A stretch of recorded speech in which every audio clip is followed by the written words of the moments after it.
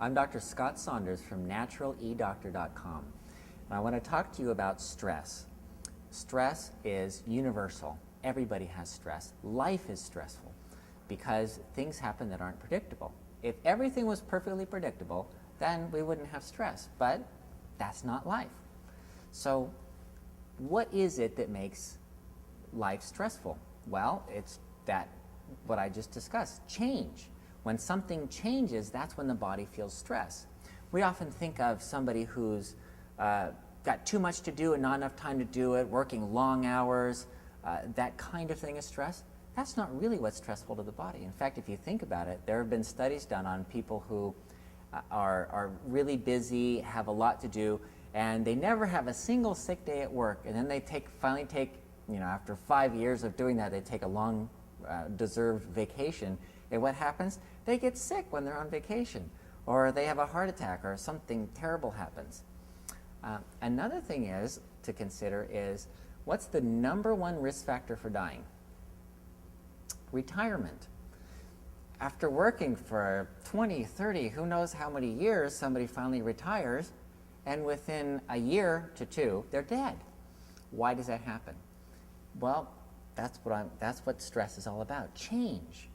It's not what we feel as stress, things that weigh heavy on us, so much as things that change. So if you look at what big changes are there in life, changing jobs, like retiring, for example. That's leaving your job. Changing your location where you live. Changes in your relationships are also big stressors. And if you look at the difference between the levels of stress hormones that are released in somebody who's getting married versus somebody who's getting divorced, there's an equivalent stress on the body. Even though we consider one good and one bad, it doesn't matter. They're just as stressful. So if you take two examples, one is a guy who wins the lottery, builds his dream house, quits his job, moves into his dream house. Okay? Good scenario. And another one is a guy who gets downsized, loses his job, forecloses on his house, and he has to move into a condo somewhere, an apartment somewhere. Okay? Bad scenario.